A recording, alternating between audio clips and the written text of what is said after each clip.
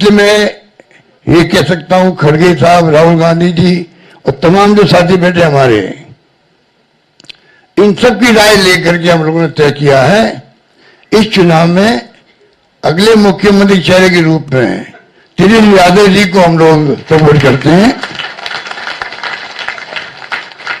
जो एक नौजवान है, लंबा फ्यूचर है इनके साथ में। और मेरा अनुभव से मैं कह सकता हूं, जिसका लंबा फ्यूचर होता है पब्लिक उनको साथ देती है। ये नौजवान है, कमिटमेंट रखते हैं। पिछली बार भी जो स्लोगन दिए थे, नौकरी के दो या कोई दो, या जो वादे किए थे उसमें खरे उतरे। ये ऐसा व्यक्तित्व आपके सामने नौजवान के रूप में आया है। सोच समझ के सबने फैसला किया है। ये नेता के रूप में उत्तरंग मैदान में राहुल गांधी जी ने मिलकर जो यात्रा करी थी, बड़ा इम्पैक्ट है। आने वाले वक्त में इनके अलावा राहुल जी भी आएंगे और नेता आएंगे, प्रियंका जी भी आएगी, सब नेता आएंगे।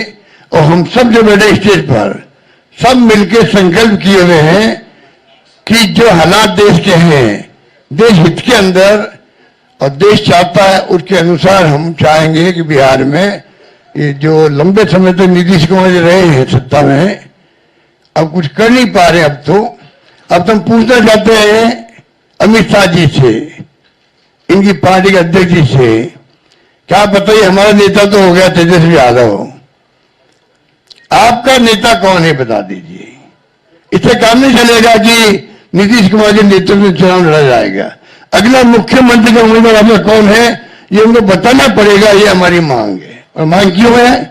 इसलिए है, आपने देखा महाराष्ट्र के अंदर जो शिंदे थे, वो मुख्यमंत्री तत्कालीन, इन नेताओं ने कहा शिंदे के लीडरशिप में चुनाव लड़ा जाएगा। मैसेज दिया गया ये मुख्यमंत्री बनेंगे, और बाद में मुख्यमंत्री बना दिया और किसी को। यही बात लागू या हो रही है। अमित शाह जी आए, कहते चले गए, हम चुनाव के बाद में तय करेंगे मुख्यमंत्री कौन बनेगा हमारा, पर नीतीश कुमार के नेतृत्व में चुनाव लड़ा जाएगा। तो महाराष्ट्र का एग्जाम्पल सबके सामने। इसलिए मैं इतना कहना चाहूंगा कि चुनाव में हम लोगों ने सोच समझ के तेजस्वी जी को घोषित किया नेता। साथ में सबकी राय बनी है कि जो हमारे अन्य पिछड़ा वर्ग के साथी हैं, मुकेश सहनी जी, जिनको आप सब जानते हैं, मुकेश सहनी जी, जो एक संघर्ष करते हुए यहां तक पहुंचे हैं, अपनी पार्टी बनाई है, अपनी अकल होशियारी से, अपनी मेहनत से बनाई, कि जो हमारे अन्य पिछड़ा वर्ग के साथी हैं,